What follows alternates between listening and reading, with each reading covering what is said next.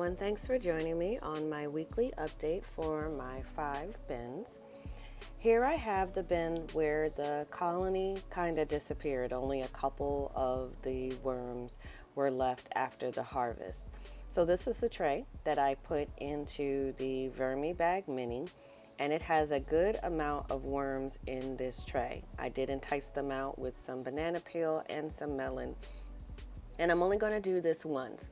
I don't want to take too many worms from the other colony and cause that one to slow down, but I did want to add some worms. I didn't want to buy any worms.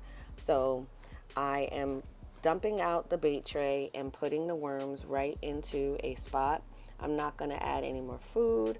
I'm not going to add any grit. I'm just going to cover this up and give it a couple days, because I did this a few days before the regular harvest on my bins to make sure I had a maximum amount of worms. And then I'm just going to set this to the side and hope for the best with this tray. I still don't have any firm ideas as the castings weren't super dry and I didn't notice a loss of worms, but I hope that there's nothing seriously wrong in this colony. Moving over to the Vermibag Mini, I left the bait tray in here. I always do this just to make sure if there's any smaller worms on the tray that they can get out of the tray and that I'm not leaving them out to dry out.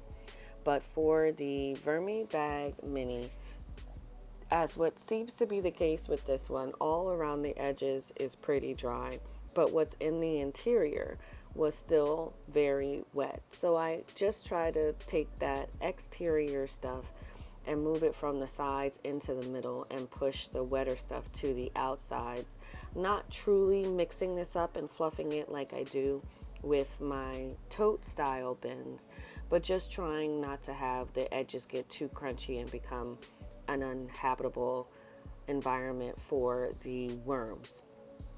I put some larger size items, things that were not going to break down too quickly, into this bin to give the worms time to come up from the bottom if they had gone to the bottom. I just want to get the number of worms at the top to increase by enticing them to come up. So I put some watermelon, some corn on the cob, and some apples in there, and gave the grit as usual. And then this one was covered up for another week.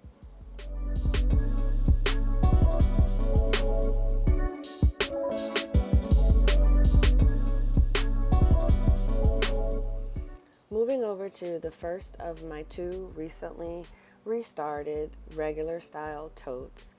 I am just putting the bubble wrap on the half where I fed, because these bins are running on the wetter side, and again I believe it's due to the humidity. We are in the summer, so on the side that wasn't fed, it looks much drier. It's mostly drier on the top.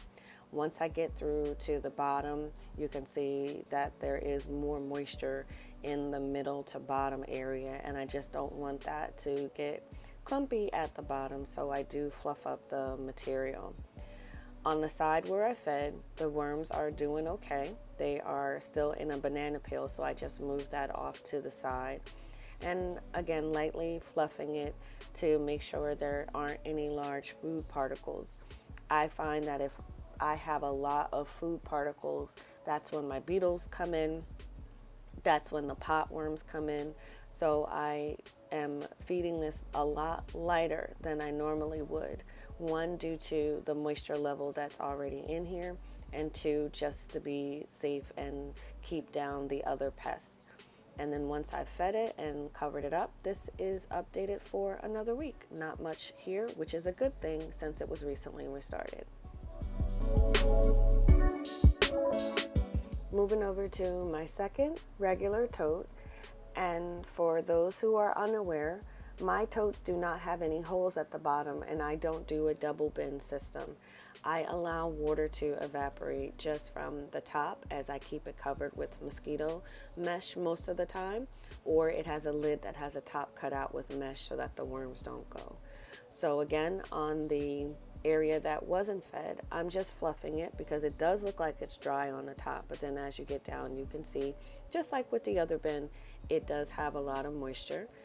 And I'm removing any large parts. So this is still a banana peel where the worms are working and enjoying the banana peel itself. I'm just making sure that there aren't any other clumps of food here, but otherwise these bins are doing well. I am impressed with how quickly the cardboard is breaking down.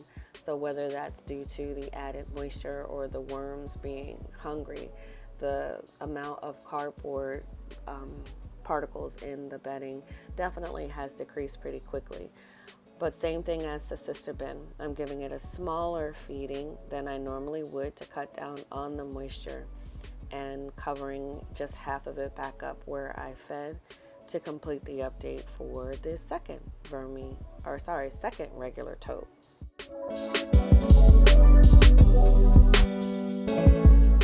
The final bin for this week is the Vermibag tote that was recently restarted. It was harvested and then I added an additional amount of cardboard to that to add to the material in the bin.